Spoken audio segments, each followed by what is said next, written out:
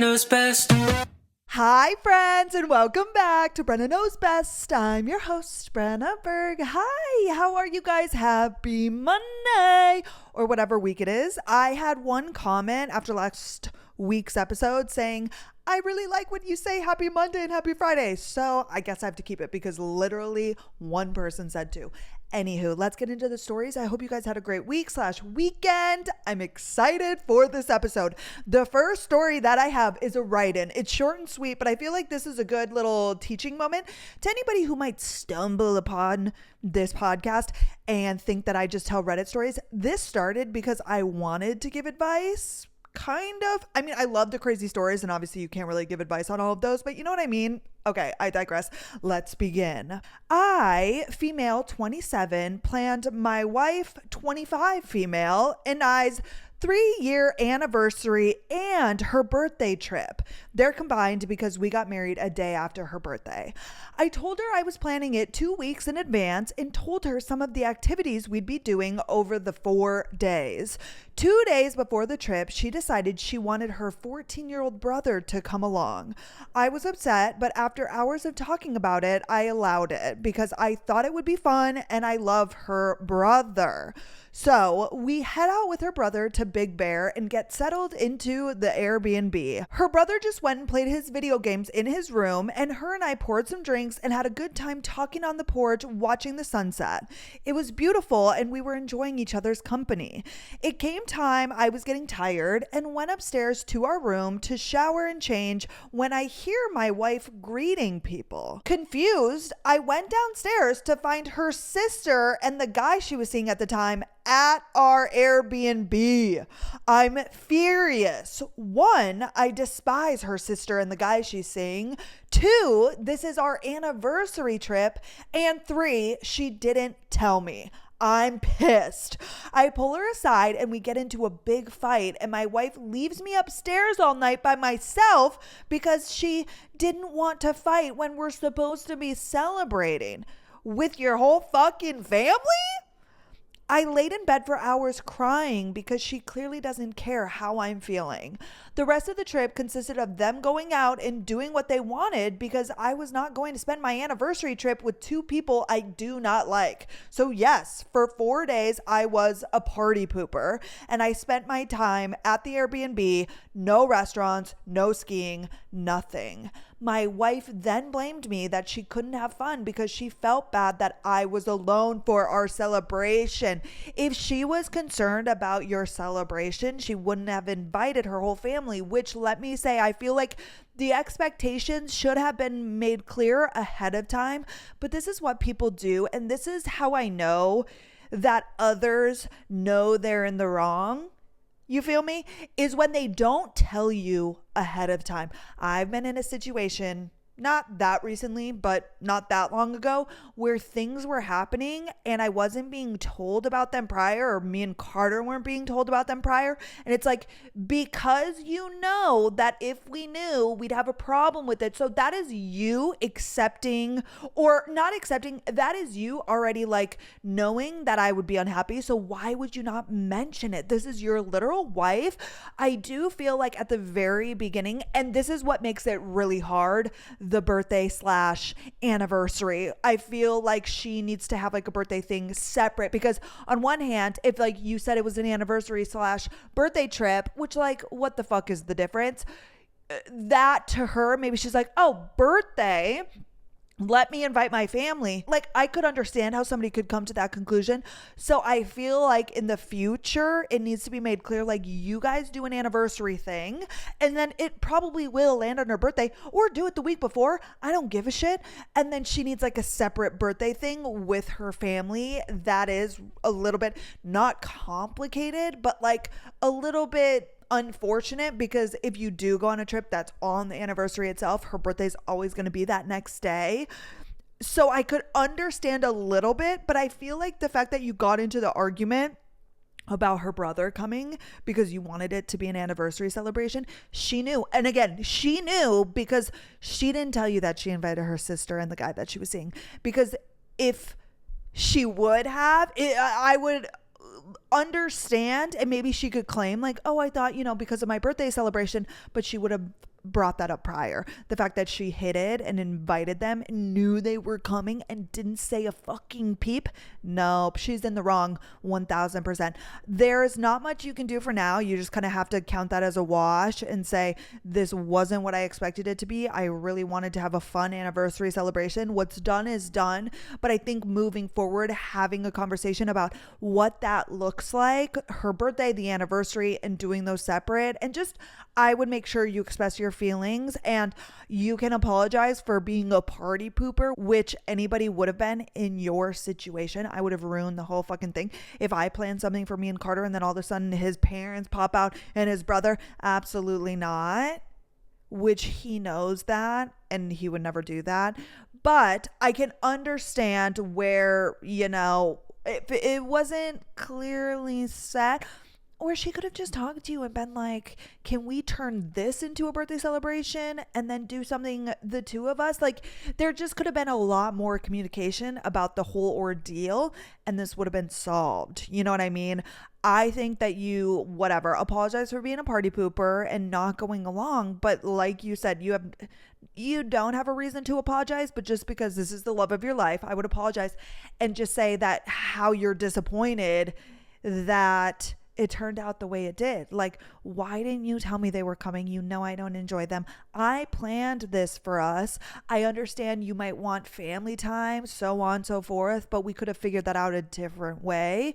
Instead, you threw that on me and then they stayed the whole weekend. Like, yeah, she knows that she is in the wrong. I don't like that she's mad at you and blaming you for being upset because she knew what she was doing. Like, whether it was malicious or not, yeah, I don't love that, but you can come back from this. I think just communicating more clearly and coming to an agreement together on what your celebrations look like, what the anniversary celebration looks like, what the birthday celebration looks like, and you'll be good. Okay, next. Oh, I added this one because I felt like it would be really relatable. I actually read the title to Carter last night and he started dying. My boyfriend, 27 male, feels that I, 27 female, make too many snarky comments. I feel like this is the most relatable, and I don't know why us women are like this. I get snarky as fuck for no reason. Like, I'll be in a perfectly fine mood. I'm just snarky. Ugh, it's not good. And that's why Carter was dying. He said, oh, did you write this one in? Okay, the title continues.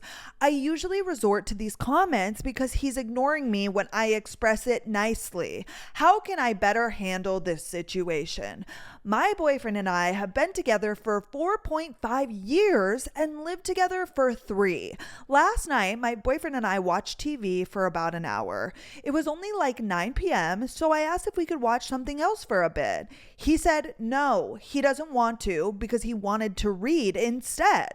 I agreed that we could read, slightly bummed out because I had wanted to watch this new show, but whatever. Well, we sat down to read and he's just sitting on his phone scrolling Reddit for a while. At one point, I asked what he was doing and he just said Reddit. A couple minutes after that, I asked if he was planning on reading and he said, yep, but kept scrolling Reddit. I was feeling a little irritated because if he was just going to sit on his phone all night anyway, then why couldn't I just have a show on? So I made the comment, guess we could have watched the show after all since you're not reading. I mean, that's valid. That is, I'm siding with her.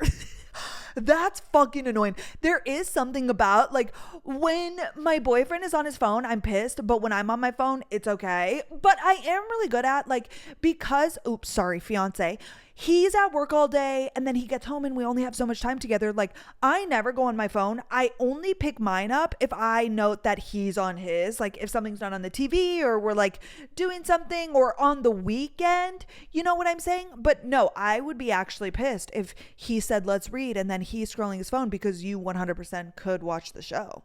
I'm on team girl. he was annoyed and told me that I'm always making snarky comments like that.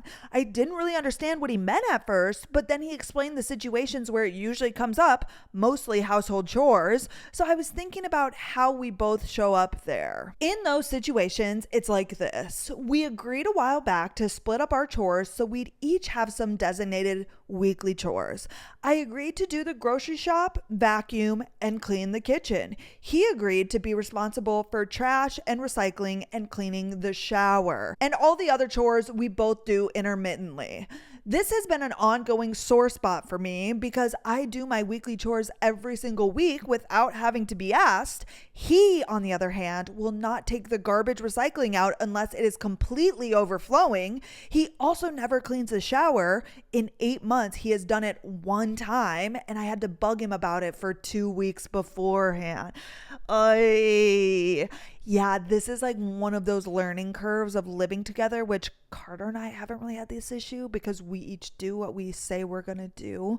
But yeah, it is.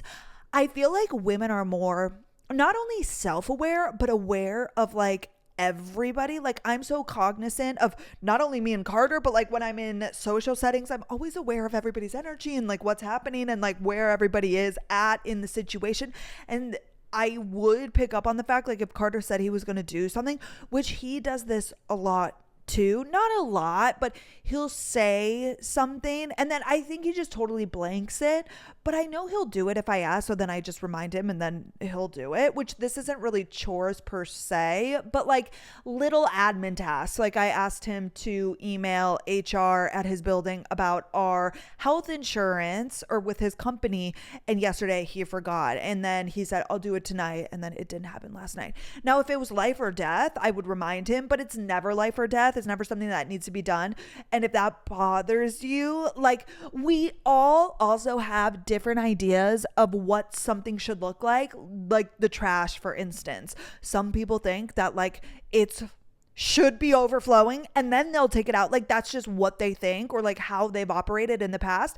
And a lot of us women are like, no, I don't want to wait till it's overflowing because then it's so fucking annoying to take out.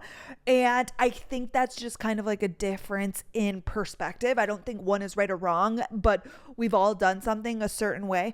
But I also am kind of under the belief system that like, okay, if the trash always gets to overflowing when your boyfriend does it, then like why don't you do it? Like if you notice that it's there. I guess some people like might have this as like a love language. They want their partner to like show up for them, and if you agreed on certain things. But was the trash his chore or one of the agreed upon chores? He agreed to be responsible for trash and recycling, cleaning the shower.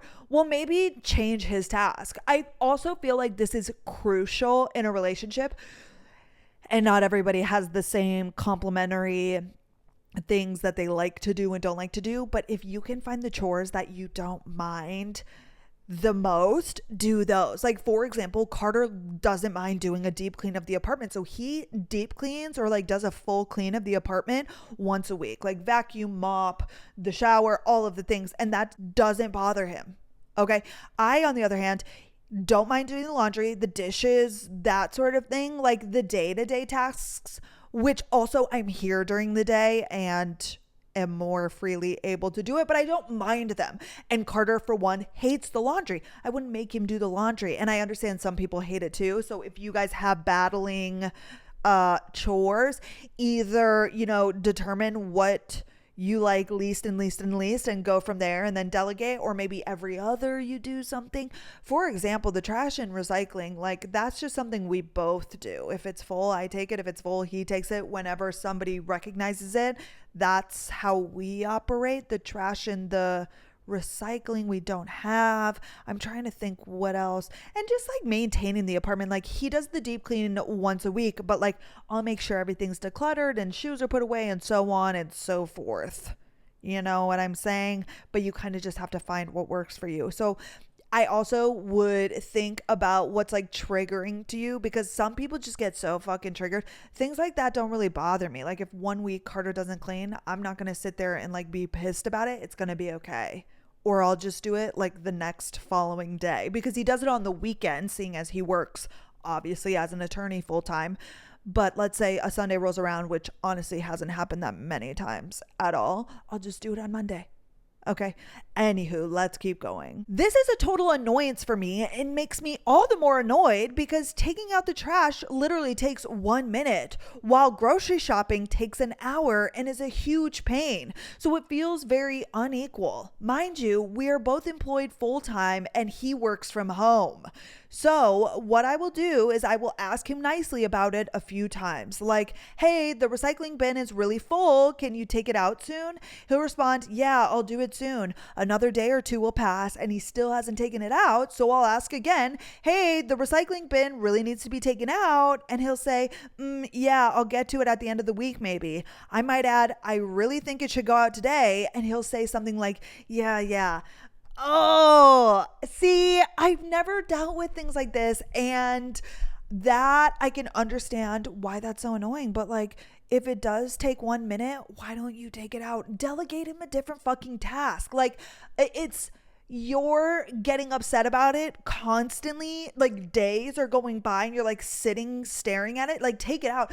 There are things in the household where I'm like, if they need to get done, for example, if Carter like needs a certain shirt done, he'll do his laundry. Like, he's not sitting there getting pissed at me. He'll do the thing. He'll take out the trash. He'll clean the dishes. He'll put them away. He'll cook. Like, he always steps up and in. Like, I think a lot of us harbor negative energy. Maybe delegate him the grocery shopping or switch it every week. Like, that seems to be like something you would get annoyed at even if he did do it on time. Like, yeah, if you were equating taking out the trash to going grocery shopping, those are not the fucking same. Give him another task. Like, if it's deeply bothering you, but I understand where she's coming from, obviously. Like, that's so fucking annoying when you ask somebody to do something, your partner, and they say, yeah, I'll do it, and they never do it. That's annoying, and something I would bring up when he says you have snarky comments. Explain that when I have to ask you to do something a million times, this is what happens. So yeah, I do get annoyed. I would appreciate if you did the thing right when I asked you. I don't think that's a crazy thing to like say to your partner. It is at this point that I enter snarky comment territory. This evening, he told me I should just be more direct and skip the snarky comment. But I feel like the initial couple of asks are direct. He just doesn't listen to me when I say it nicely. Anyways, I don't want to be constantly making snarky comments, and I'm happy to work on that. But does anyone have any phrasing of this that would work better than my nice way of asking but not come across as bossy or snarky? Okay, but here's the thing. She does like way more chores. I feel like this is a deeper issue, and I feel like this is when you grow resentful or like you get contempt for somebody because she's doing so many things, and it's clear that she's already comparing the two. She said it in the comment about how he only has to do the trash, and also he sounds fucking lazy. I don't know if that's called weaponized incompetence, because he's not saying that he's not able to or doesn't know how. He's just pushing things off. He's just fucking lazy, and that's something that I would ask if you're willing to deal with when something people need to, well, I guess this is like such a privileged thing to say, but like, I think a lot of people would benefit from getting a cleaner, which they're not going to take care of like household chores, but if that will lighten your load, and then you only have to do what, the grocery shopping and then like taking out the trash, if you can do that, but you're both fully employed, like he should be carrying his own weight.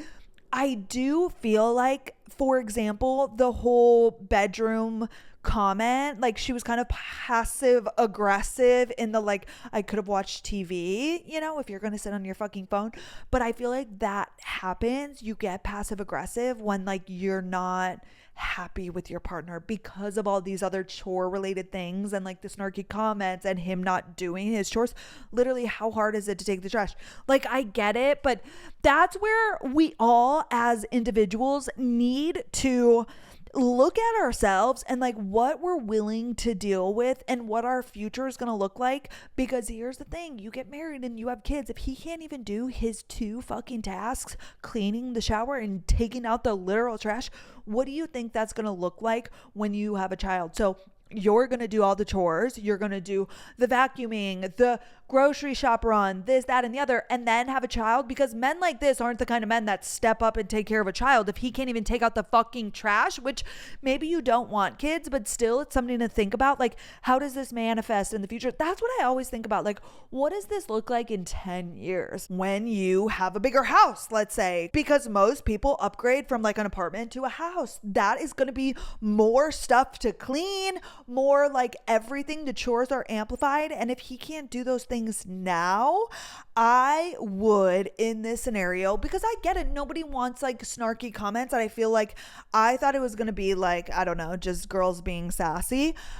But this is like a deeper issue. I feel like you need to, as the woman, like say how you're feeling. Like your chore is like so little. And again, you don't want to attack, because then it's like, oh, you're comparing my chores to yours. But like, yes, because this is what we agreed on. I would say that your chores are like so minuscule and you don't even fucking do them. And I would even say that I'm growing resentful. Like, I ask you to do these things and I am direct, and you just push them off and you don't do them when I ask, or even that you don't do them before I have to ask. Like, that's not even something you should have to ask about. If he knows how you feel about it, and he obviously has eyeballs and can see when the trash is full, he should already be taking it out. And I would go from there, because this is so much deeper than snarky comments. I understand. I can't help the snark. Sometimes if I'm in a bad mood, even unrelated to Carter, I might get a little snippy. And especially if Carter had done something to make me mad, yeah, I would get snarky as well. And I don't want it to come back and be like I'm just siding with the girl and like he should be better and do the chores, but like he should. And I would say the same thing if it was the woman in the relationship, because like you guys agreed upon these things and he should be doing the chores, and you probably wouldn't be here if you were doing the things that were asked of you, and maybe not. And let's see, if he does his things on time every single time and you're still kind of snarky, I would then ask, like, is this the guy you want to be with? Like, maybe you just straight up don't like this man. But this is really dangerous territory, that feeling of contempt. But I also understand it. Like, yeah, your chores are like way more vigorous than his and take more time. And I would not have agreed to those terms. And again, maybe he would like doing a different chore. I don't know, but that's something you need to get on the same page about, because this is only going to grow and grow and grow if you have to keep asking and asking and asking, and then the snarky comments are going to come because you have been direct. He's just mad at the snarky comments because he's in the wrong. You know what I mean? Like, he is mad that you are being snarky because you've asked. Like, he knows that you've asked a million times before that. I would say that he is the problem, but y'all just need to have a conversation and figure that out. Okay, next. Oh, I loved this one because it's from a male perspective. I feel like girls always deal with the guy best friend or the girl best friend, but you never hear the guy side. Okay, so this one is, am I the asshole for breaking up with my fiance because she went to her ex's birthday party? I, a 27 male, have been in a relationship with my girlfriend, 26 female, for 6 years, and we officially got engaged last month. Our relationship was pretty great, but the only argument we occasionally had was her friendship with her ex, 27 male. They were friends from childhood, and they even dated for a few years. I was never comfortable with how close they were, and she even considered him her best friend, which was really irritating because I was her boyfriend and I was supposed to be her best friend. Okay, wait, let me just back that up for 1 second. 27 male, 26 female. They've been together for 6 years. She was 20 and he was 21. They dated. Okay, so that was like a high school, maybe early college relationship. But I can understand, yeah, if you guys started dating at 21 and 20, that's probably a little bit toxic in the beginning. Got it. Okay. But I did not want to be controlling or control her friendship, so I never got in the way, but I did voice my displeasure. Her ex's birthday was a couple of weeks ago, and he only invited her and not me, and she really wanted to go. I was extremely unhappy and even voiced my concerns about it, but she told me she really wanted to be there at the party and promised me that she would treat me when she came back home. She also promised me that this was the last time she was ever going to hang out with him out of respect respect for my relationship, and especially since we were engaged. She promised she would slowly cut off friendship after that night. Okay, but if you're saying that and you're like, oh, people piss me the fuck off, because if you know that your partner doesn't like it and you care about them and you've been with them for 6 years, you would have done this a long time ago. And the fact that you're like, okay, but this one last thing, it's like, for what? Why? And here is the thing. I know that people have completely platonic friendships. I have them. Like, I have a lot of good guy best friends. But again, when you start dating somebody, that should kind of fade out. Of course, can you check in every once in a while? Duh. If you live in the same town, you introduce your partner and then you all become friends. But this, like, the fact that he wasn't invited and they've been together for 6 years is fucking crazy, and that's slimy and that's weird. And he has every right to be upset and not want her to go, in my opinion. Well, at this point, I was extremely deflated and told her, sure, but to come back home early. She was extremely happy when she came back home from the birthday party a few hours later and even initiated sex, but I rejected it because I wasn't feeling great. Yeah, that's the fucking word. Nope. It'll be so weird. Like, Carter and I in the past have had like some hard conversations, and for whatever reason, I feel like it's because when we do something wrong or things haven't been good in our relationship, we want sex to like bring them together. Like, some people think that like, okay, let's have sex and like the love will come back and so on and so forth. When I'm not happy, whether it's with Carter, whether it's with the situation, I don't want to have sex. Like, if I'm not happy, I'm not in the mood, and that's not gonna fly. So I understand. Oh my gosh. And especially because she came home happy after the birthday, I'd be like, why the fuck are you so happy? What are you literally so happy about? What happened at the birthday party? Don't initiate sex with me, you weird bitch. Okay. Over the next week, we barely spoke, even though my fiance made a lot of attempts to communicate and apologize. She promised me she would no longer be friends with him, and she apologized for going to the birthday party. By Sunday, I had made my decision after consulting with one of my close friends, 26 male, and my two sisters, 25 female, 29 female. All three of them said she had disrespected me way too much and that I had to call it off before I actually married her. I informed my fiance of my decision, and she immediately broke down in tears and kept apologizing. It did hurt me a lot when I saw her crying like that. I told her the truth, that I hadn't felt respected in the relationship, and I just could not see myself marrying a person who had disrespected me so much throughout my entire relationship. Am I the asshole for breaking up with my fiance because she went to her ex's birthday party? Well, I feel like that should have been communicated prior. I mean, like, I fully support the decision, and everybody comes to their decision when they can. If you have been getting disrespected the entire relationship, yeah, I fully support that you leave said relationship. Hello, because like that will be a lifelong journey of being disrespected. We don't know the ins and outs of this whole 6-year relationship. I don't think it's over the birthday party in specific. I mean, that's one of the things. I feel like that's the catalyst, but there must have been more going on behind the scenes. I don't like that you consulted. I mean, I get it. Consult your friends and sisters, but I hope that they didn't push you to make that decision. Like, it kind of sounded like that in the moment, but that's just from reading a simple paragraph. Yeah, I mean, I fully respect his decision. If I were him and Carter was constantly seeing a girl that he dated in the past, and I get it, they were friends from childhood, but so many people use that as a crutch. So they use it as an excuse. They're like, we've been friends for so long, we've been whatever. I have a friend, Austin, who I haven't spoke to now in like 2 years, ever since he got his girlfriend who became his fiance, and I believe they're having a child. I still consider him my friend, but like, he got into a serious relationship and we grew up together. I think we met in middle school. We lived near each other, and then he went to college. I went to college. We would see each other maybe once or twice a year at like a sporting event, what have you. And then I moved to Dallas, and then he moved to Phoenix, and I visited like once or twice. And when he came here for work, I would see him. It was like completely platonic. Nothing has ever happened. And I have nothing but respect for him and his fiance, now wife. I think they had a small intimate wedding because we were friends on Facebook. And actually, me and the girl girl had followed one another on Instagram, his now wife.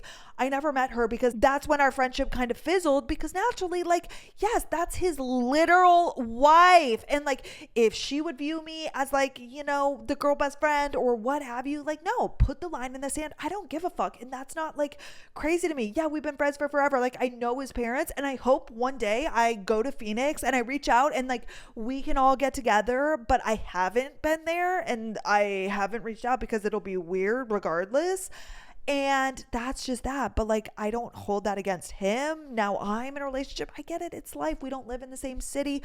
If we could check up once in a while, cool, amazing. But it's like, that's kind of just what you do. It's a fuzzy line to walk between being good friends and then going overboard. Same thing with my best friend Garrett. My best friend Garrett lived in Dallas. He moved to Nashville. We still had like a, you know, we would catch up. We were both single. Again, platonic, nothing has ever happened, so on and so forth. He got a girlfriend. I started dating Carter, and then he got a girlfriend. We don't talk as much anymore, rightfully so. And it's not like an intentional thing, but like, we both have partners, and that is your number one, and we both believe that. And I know his viewpoints on it are way more strict than mine, which is amazing, because I would want nothing more than for my friends, my guy friends, my girlfriends, to be with a partner and to respect them and give them no reason to be suspicious, to give them any reason to question a friendship or what's going on. Your partner should be your number one, especially when it comes to that sex.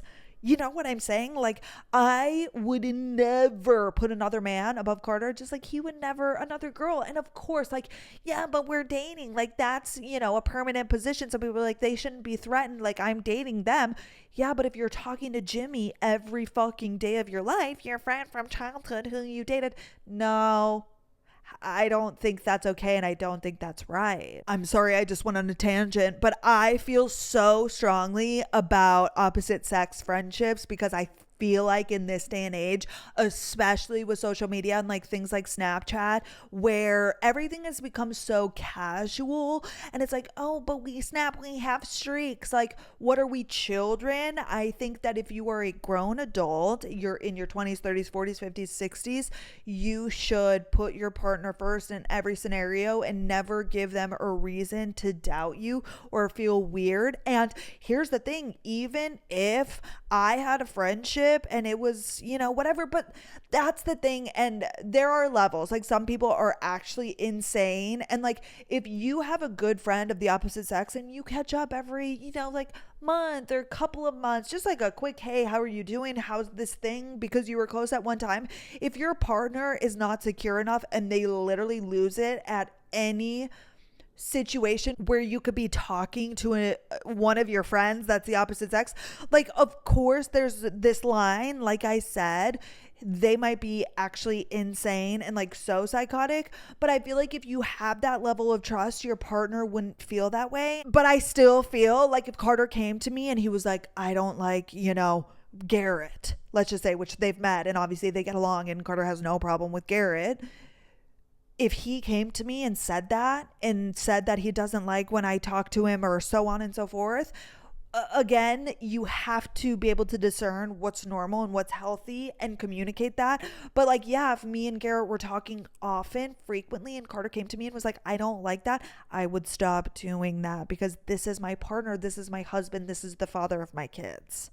Right. How the fuck are you going to put a friend, which I get it, friends are important, they're special, and you might have had a moment in time where they were really close, helped you through something. I get that, but still, your partner is your partner, and they're the only person that's going to be there for your entire life, God willing. Hopefully nothing tragic happens, but you know what I mean? Like, how are you going to put a friendship above your partner? Then you should date that person. You know what I'm saying? Those are just my thoughts. Back to the story. I do feel like it's weird that like they had this conversation and then she went to the party. But that's the other thing. Why the fuck would you go to a birthday party where your partner is not invited?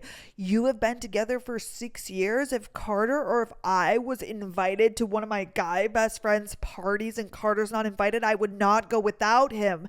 That's fucking weird. I feel like there's a lot missing from the story, but from what I have gathered, I understand. And like, I think this has been probably a problem for a really long time, and he is valid in that. I do feel like if he was like on the verge of ending an engagement, also, why did you engage? If this has been such a struggle point, I digress.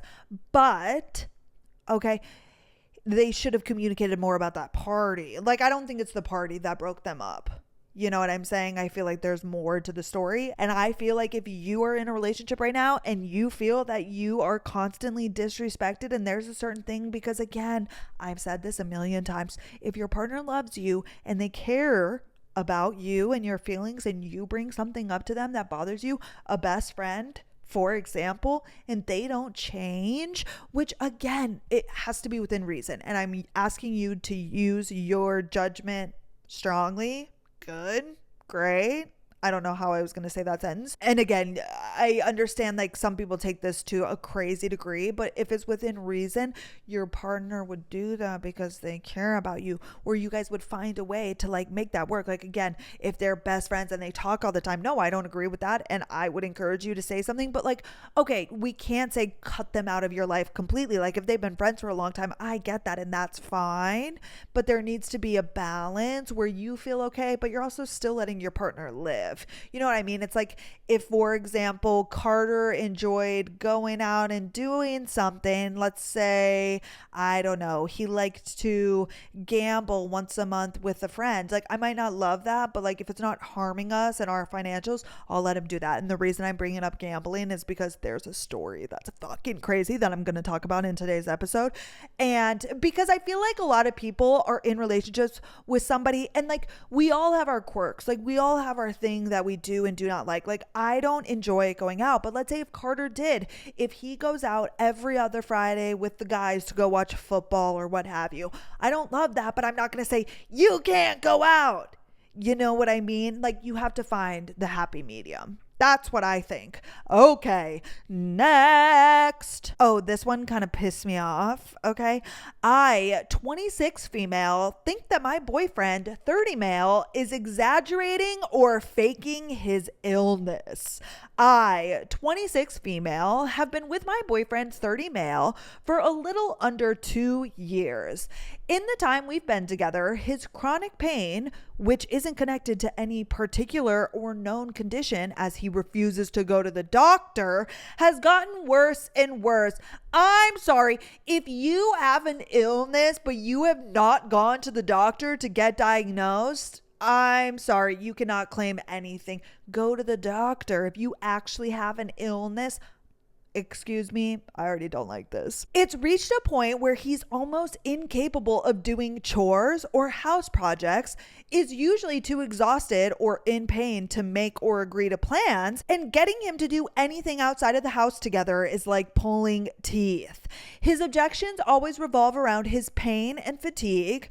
I've never suffered from chronic pain, thank God, so I'm not one to judge or accuse someone of making it up since the pain itself is invisible and my boyfriend looks perfectly healthy, but he's now been unemployed for about 4 months and I'm starting to question things. Oi! This is such a controversial and scary thing to talk about, but you guys know I like to sling my fucking opinions.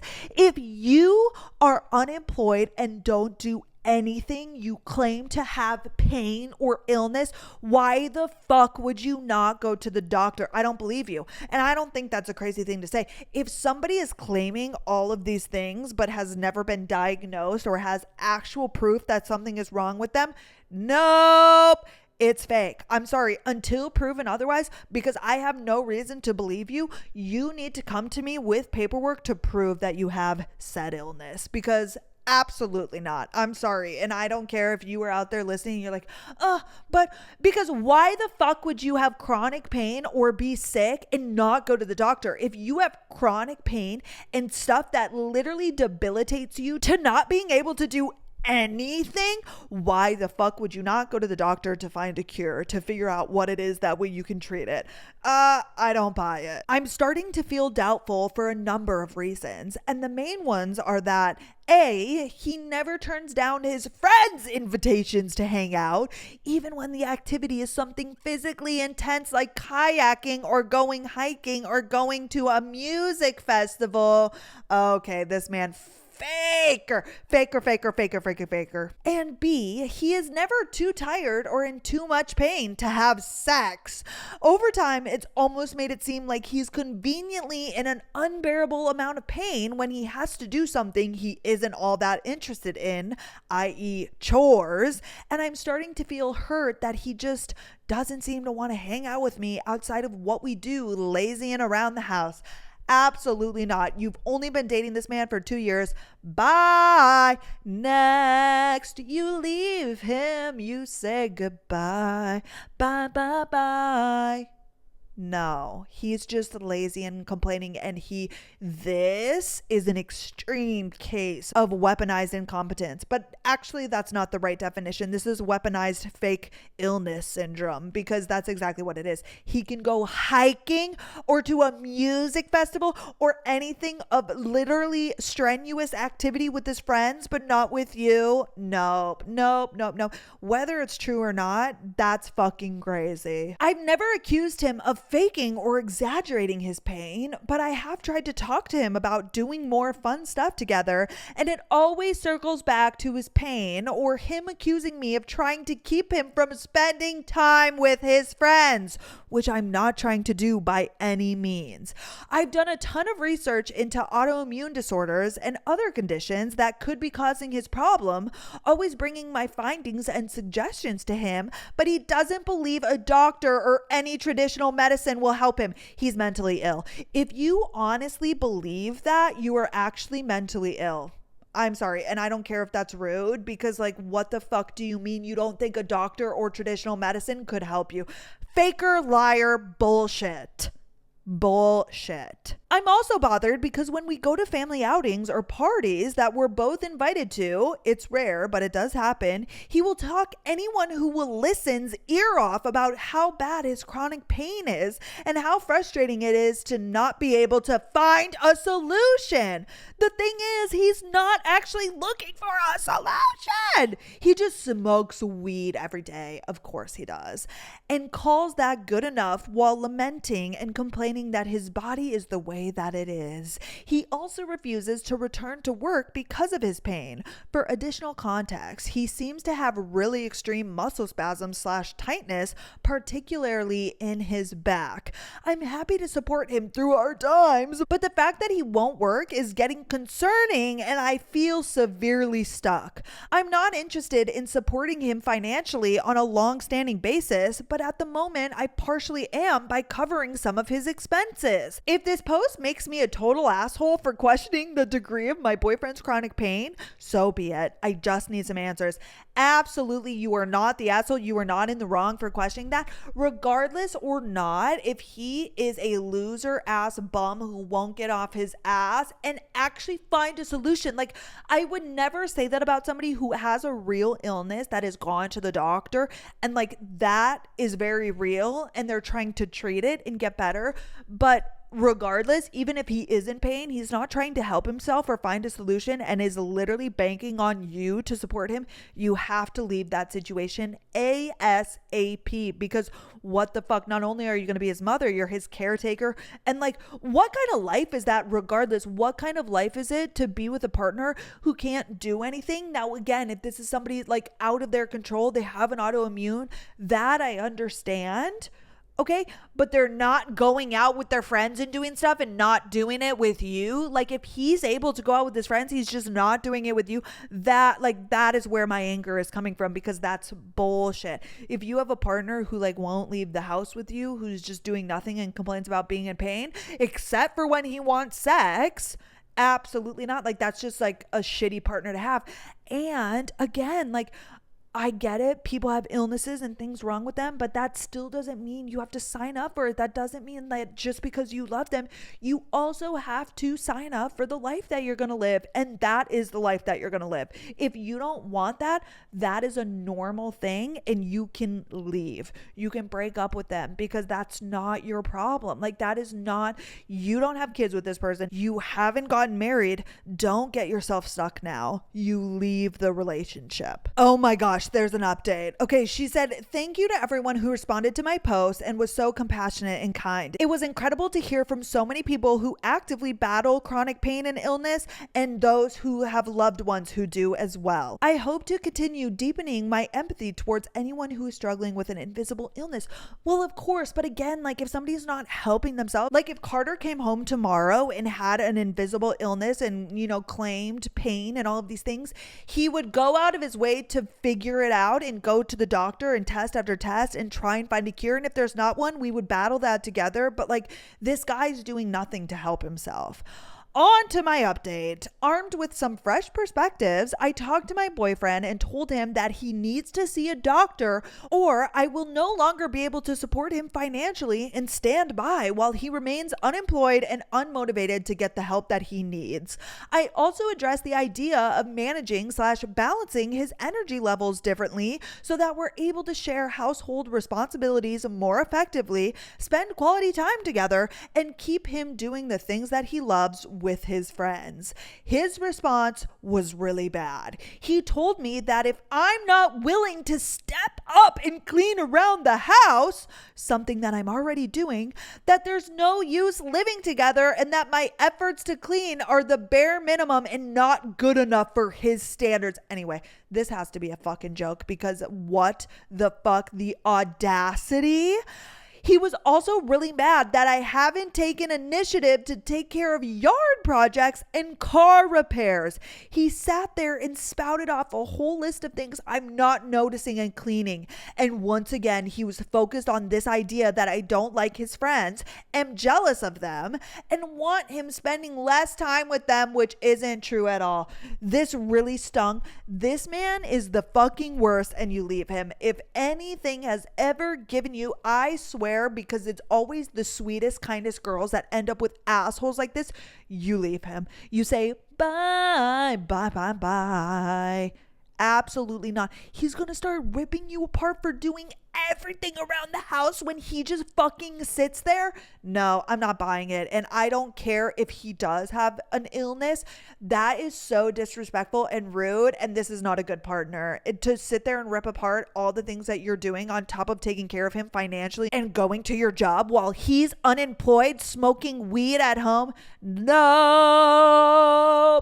He's the worst and you break up with him. Okay, next. Okay, you guys, and I think this is going to be the last story, but this is fucking crazy. Am I the asshole for wanting to break up with my boyfriend after he gambled away $70,000 and lied about it? I, 24 female, and my boyfriend, 24 male. Oh my gosh, they're so young. What the fuck, what the fuck, what the fuck? Have been together for 2.5 years. Recently, we started talking and planning for our future together. We are on the same page about things and we agreed that we would like to be engaged by 26. We have started taking things more seriously in terms of our finances because we want to buy a house or condo soon after we get engaged. We live in Toronto, Ontario. And this is important because if you know anything about the housing market here, you know that it is insanely and ridiculously expensive. A little backstory. For the past 1.5 years, I have been busting my ass trying to pay off my debt so we could start saving for a down payment. I have made some pretty dumb financial decisions in my late teens and early 20s and racked up quite a bit of credit card debt as well as some loans because of school. All in all, I owed about $20,000.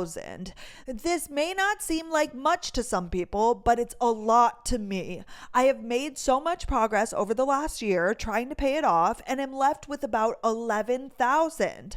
Late last year, I picked up a second full-time job working in a warehouse along with another part-time job. I was working 65 to 70 hours a week, late nights, and was also a full-time student. I was in constant pain from all the lifting at work and was exhausted most days because the warehouse shifts would end at 2 a.m. I would sleep at 4 a.m. and would have class the next morning at 8 a.m.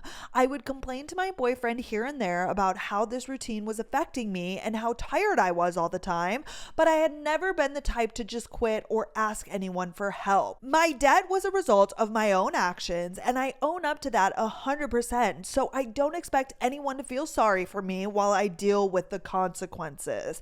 I have been determined to pay off my debt and am currently working 3 jobs 7 days a week in order to be completely debt-free by June 2025. Well, that's fucking amazing, and that is what you have to do. I'm an advocate. Like, I see people online complain all the time about money and the economy, and I get it, but like, what the fuck are you gonna do? Get to work. Right? I had 2 jobs all of my life up until I quit nannying, like literally my whole entire life, because I, number one, had debts and things that I wanted to pay, but I also wanted to live life. And I get it's not ideal. And I get that this isn't how it should be, like in corporate America, and just like to survive. I understand it, but like, what are you going to do? You can vote, but then after that, like, what the fuck are you actually supposed to do? So I'm a big advocate. Like, again, I don't want people to have to get a second job. I don't want people to have to do this, but like, if you have debts to pay, I always watch Caleb Hammer on YouTube, and he talks to people, and like, people will have a minimum wage job and barely work 40 hours a week, or they won't. They're literally just lazy, and then they complain about not having enough money for their bills. And like, I get it. You should be able to, pay for your bills. I was watching an episode literally this morning as I got ready. These people were from Mobile, and like, they were line cooks, and the money they got never ended up to like what a full-time job even would be. And they like couldn't get a real job. And I'm like, how and why? Like, you have to figure it out, or you have to get a second job. If you only work nights because you work at a restaurant, get a barista job, or like do babysitting, or like something. Like, there's always something.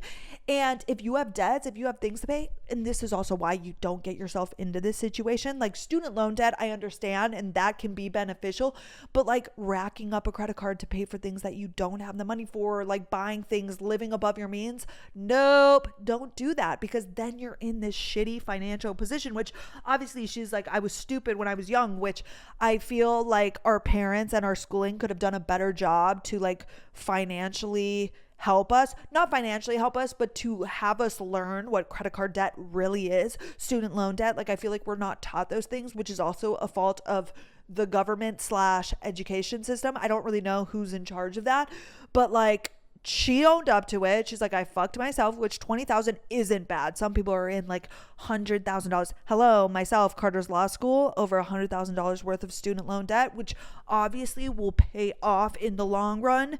But 20,000 is like nothing compared, which I don't know what cost of living is like in Ontario, obviously, or Toronto, Ontario. She said it's expensive housing, which probably means that the cost of living is high, but props to her. And I do feel like, though, we haven't talked about the boyfriend yet.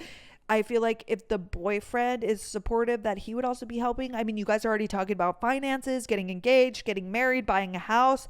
It sounds like their finances are somewhat, maybe not together, like in a joint account, but they discuss things together, which I think is amazing. But I wonder what his thoughts are on it, or like what his background is, if he's ever helped. I don't think that's his job, though. Like, I totally understand when you're 24, you're so young, he's probably dealing with his own bills and loans and potentially debt. I get it. That's fine. Until you are officially joined and married, then you can discuss it together. Like, I mean, discuss it together, like just have an idea what each other's finances are, but not necessarily like taking care of your debts as one. You know what I'm saying? Now, to get to the point of this story, in December of 2024, my boyfriend won close to $100,000 at the casino. Holy fuck.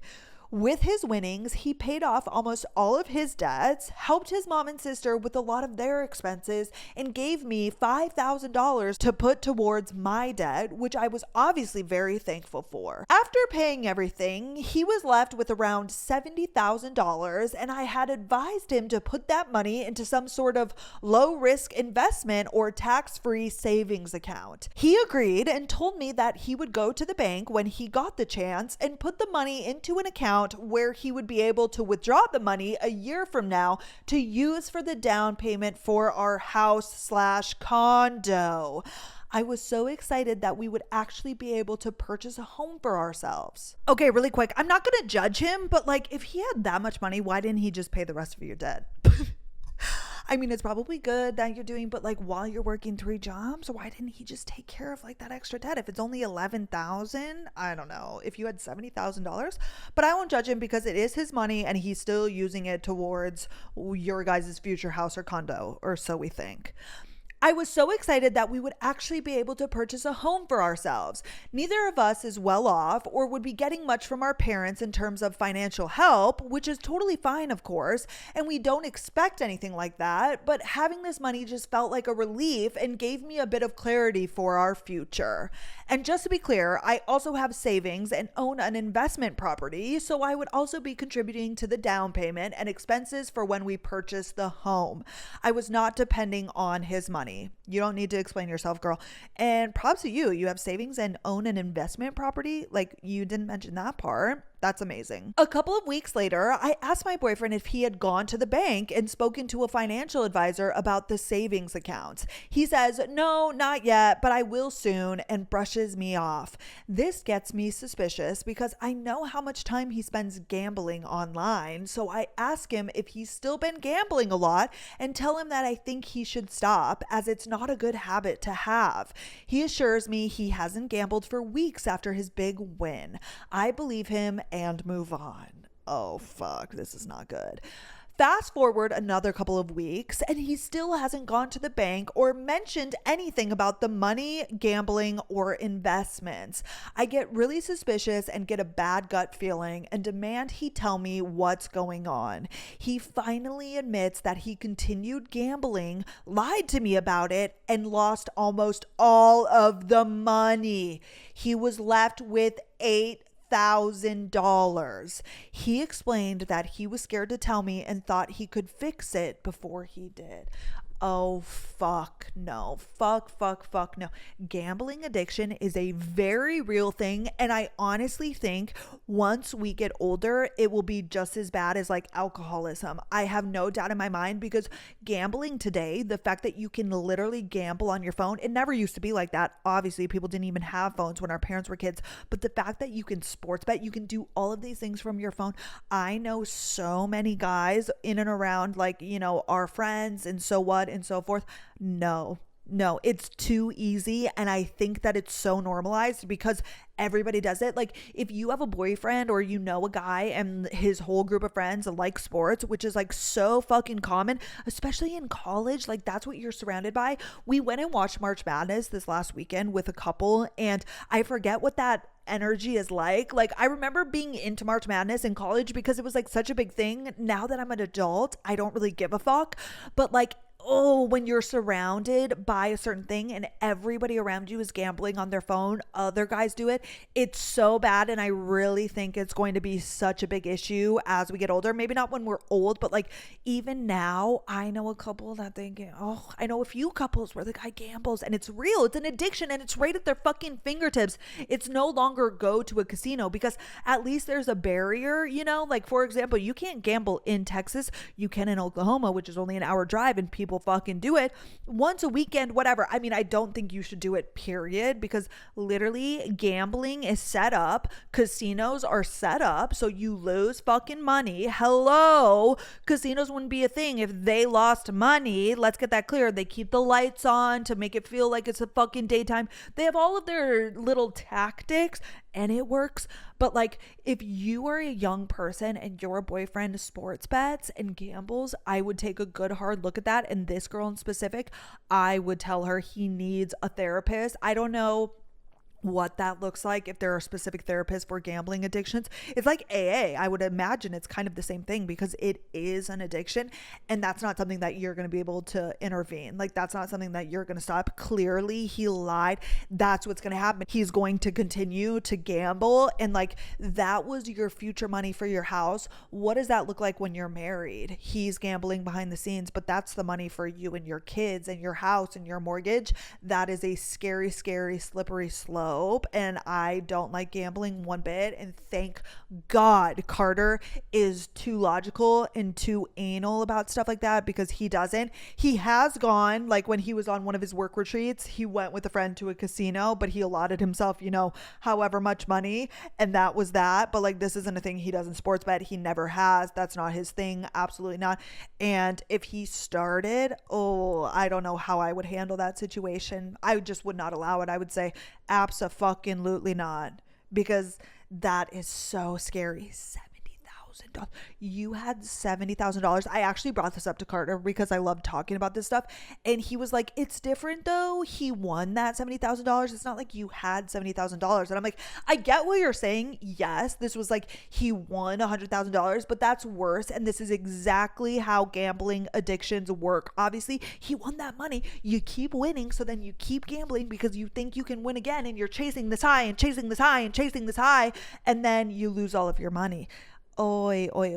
That's so bad. But yes, he's not wrong. Like, if they had just saved up $70,000 from like hard work and their jobs and things, and then he blew that, but that's what your future is going to look like. That's literally what it's going to look like with a gambler. Like, if he's constantly gambling, especially on the phone, which is like anybody can do that, you need to intervention. You need to get him to like a therapist or an AA or something like that. I would not marry this man at this current rate, because he gambled away $62,000 from his phone.